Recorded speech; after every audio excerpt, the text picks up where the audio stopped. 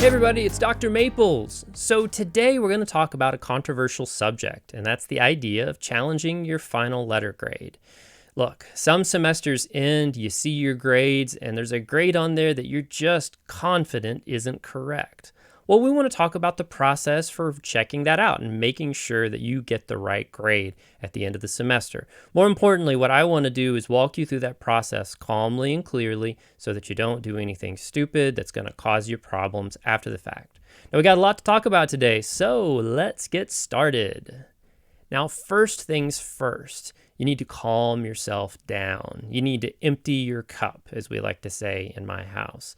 When we empty our cup, we're making a point to let go of everything for a little bit and get ourselves straight before we start a line of action. And in this case, what I want you to do is relax, because you don't need to send a panicked email. You don't need to freak out. And more importantly, you need some time to build your evidence. I will say that challenging a grade, you've actually got a couple of days, especially if it's in that finals week. You've got a little bit of wiggle room. And even if it's a little after graduation, that's okay. You have time to do this. So take a moment, do some yoga, watch some of Dr. Maples' awesome YouTube videos, play the long dart, go for a bike ride, go rock climbing, whatever it is that you do to calm down. Do that. Take some time. Take an afternoon. Take a day if you need it.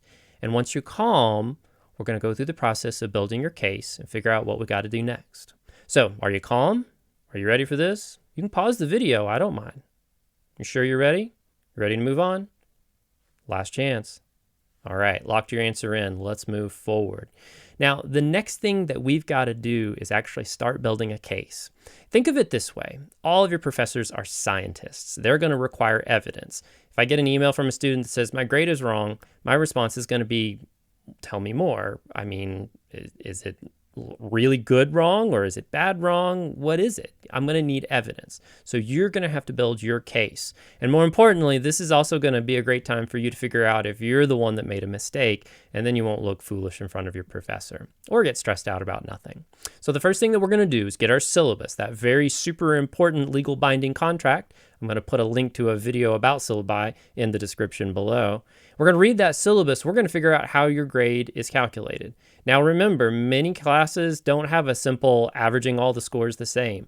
Well, many professors use weights on this assignment is worth more points, this assignment's worth less points, and that often is where the mistake is made and a student thinking that they have a different grade. That's always been my experience. So look through the syllabus and figure that part out. Next thing, you need to get all of your grades together, ideally in an Excel data set so we can do that modeling and figure out what your grade is. But you can also use a scrap piece of paper if that's what you got. Use something, though, where you can really hold on to that data. Check and see if there's grades missing. Check and see if a grade got mislisted. One time I listed a 90.5 as a 9.05. It's easy to make that mistake in Blackboard and all these applications. It's so simple to make that mistake. And again, if that's the problem, we've got the evidence that we need, we get it fixed. Make sure that there's nothing just missing too. Sometimes professors will put your grade in someone else's grade and we just overlook it. Or maybe you have a 0 of something that you turned in and you've got evidence that you turned it in, which by the way, start taking photos of that when you turn stuff in so you've got the evidence. Make sure and get those holes in the grades fixed. I'll be honest, most of the time this is where a student figures out they're actually the one that made the mistake. But I want you to be very, very clear in understanding that you should go through this process of making sure you're right. 10 years down the line, you don't want to second guess this, and then it's too late to challenge that grade. So if you still have reason to think your grade is wrong, now we got to talk about what we're going to do with getting in touch with that professor. Make sure your evidence is good. If you're not sure, get a friend to help out. In fact, this is where another faculty member or an advisor or something like that can also help out, or even a friend that's good with statistics, because you can't have too many of those. Get them to help you out and check that grade. But if you're positive that there's a problem, let's move forward. Now, our next step is to get in touch with the professor and present our case. And I have to stress this, you have to be respectful and kind in this process. Being mean to your professor will not help your case. I repeat that. If you're a jerk to your professor, you can kind of expect they're going to be a jerk towards you. If you're kind and considerate, you can expect they'll probably treat you that way as well. So this is where we're going to go through the process of writing the professor in a very kind email and state our case. Now, most of these cases are going to be simple things where it's like a clerical error. You got a D instead of a B. That's probably where they just clicked the wrong box when they were putting something in, or a Blackboard error or something like that. That's easy to fix. State your case kindly, give the evidence, and then wait for the professor to respond. If it's something like that, it's usually going to be fairly easy to fix. If it's missing grades or an unexpected zero, inquire about that. Show, if you have evidence, where you turned in that assignment, or try to make sure that, if there's just a missing grade, maybe they just didn't grade it. So get that issue fixed. If you have a grade that was close to the line, so you're at a B plus and you think you deserved an A or should have got an A based on your points more clearly, that's where you kind of want to go through and show your math really, really specifically and why you think you were across that line. I want to be very clear. This is not where you write them and say that you deserve more points, or that you just say that you think you should get a higher grade. You need to provide the evidence of it. And in this email, throughout all of these emails, be kind, be considerate. Think about how you would want your professor to write you. You wouldn't want them to be a jerk, so you can't be a jerk either, all right? Especially goes out to all of my students. Now, give it 3 days. And when I say 3 days, I mean business days. Monday, Tuesday, Wednesday, those are business days. Thursday, Friday, also business days. Weekend, not business days. Send email at 9 o'clock on a Friday night, not in business days. You got to give them some time to respond, because they're going to go through their records. They're going to check it out. Plus, they've got 150 other emails that they got that day. It's about how many I get a day.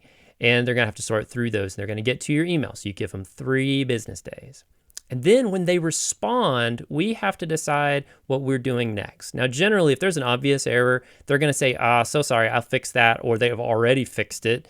And you write them back and you say, thank you so much. I really appreciate it. Have a great semester. Have a great summer. Have a great winter break. Those are all nice things to say to your faculty. If they disagree with the grade, read their explanation. Generally, they'll tell you where the problem is. Now, you can double check their math kindly. You can double check what they have said is true. Check the syllabus. Make sure they haven't made a mistake. There may be a whole bunch of other people that have grades that need to be fixed too. But read through the email and check it. If it makes sense and you're wrong, acknowledge it. Write them back and say, hey, thanks for explaining this. I'm in the wrong. I really appreciate it. Have a great break.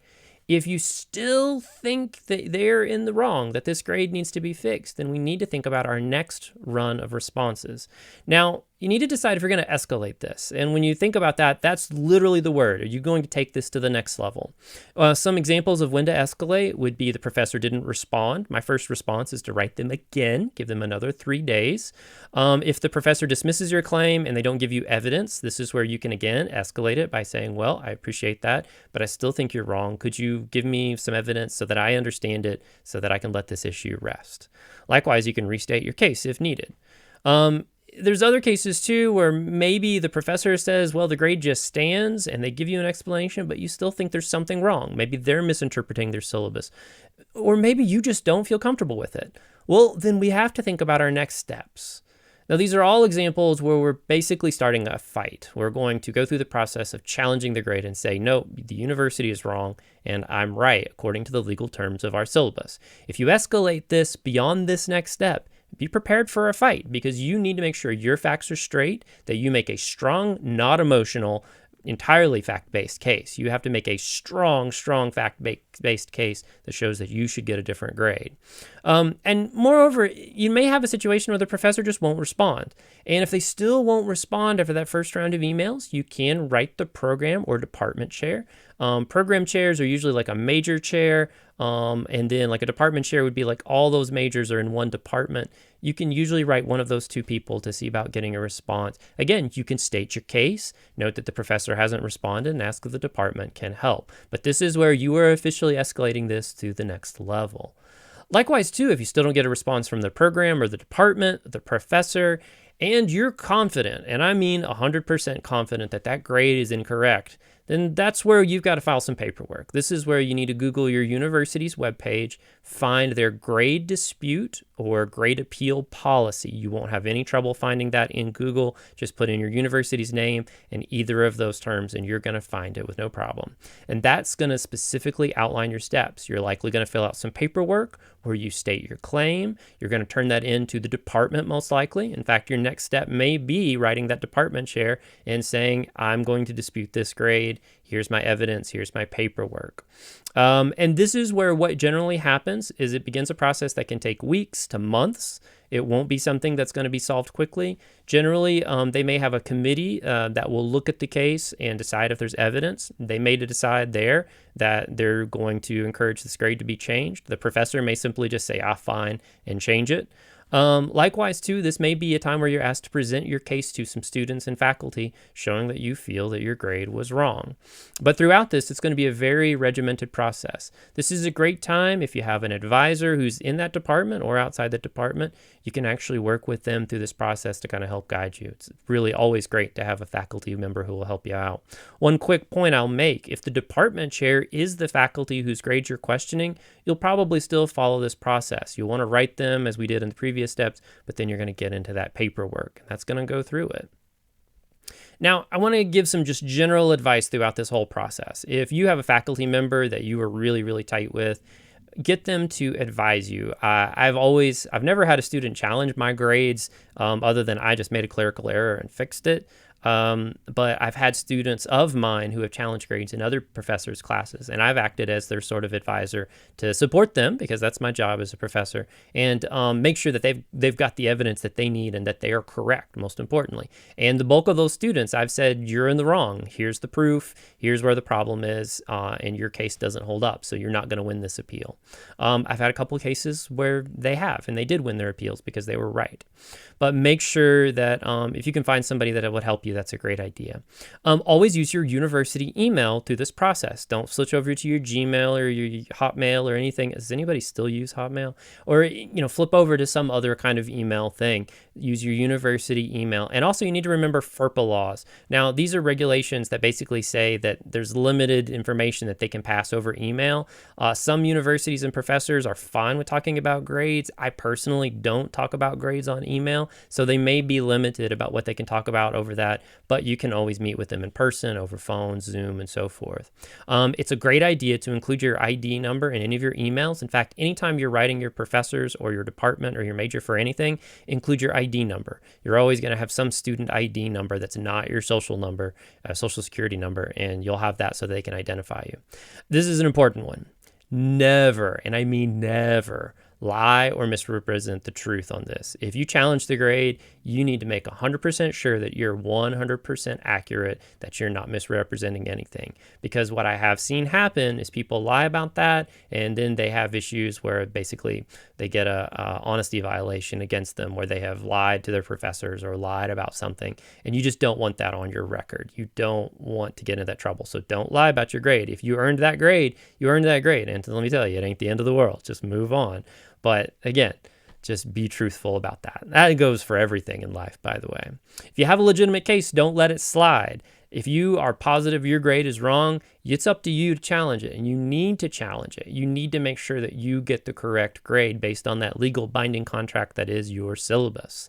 And I want to be very clear at the end in saying you don't deserve a higher grade. You earn a higher grade. There's never an emotional appeal for wanting a higher grade that's ever worked with me, and it doesn't work with most faculty. I worked really hard in this class. Well, yeah, you and the rest of the class also worked really hard. So use fact-based arguments. I did this, I did this, I did this. Per the syllabus, the grade should be this. And look, if you earned the grade that you earned and it's not the one that you want, that's okay. It's not the end of the world. You can, take the class again if you got a failing grade or like a D or something. But also, it's not going to kill you on the job market or even in graduate school. I have grades on my academic transcript that I'm not particularly excited about, but they still call me Dr. Maples because I got my PhD. And they thought I was good enough. So there you go. So that's basically everything. That's the whole process. Let me say good luck. If you truly found a grade that was wrong, let me know in the comments. Or even if you looked through the syllabus and you realized that you were the one making the mistake, let me know in the comments and let me know how that process goes. I really love getting feedback. Likewise, I appreciate it if you'd like and subscribe to this channel. That helps me out. And if there's a topic that you'd like me to talk about with my teaching experience, I'll be happy to bring that up. All right, that's everything today. Take care, have a great day, and enjoy it. Hopefully it's the end of the semester for you, and hopefully at the end of the day you got this grade situation fixed. Thanks for tuning in. We'll talk soon. See ya.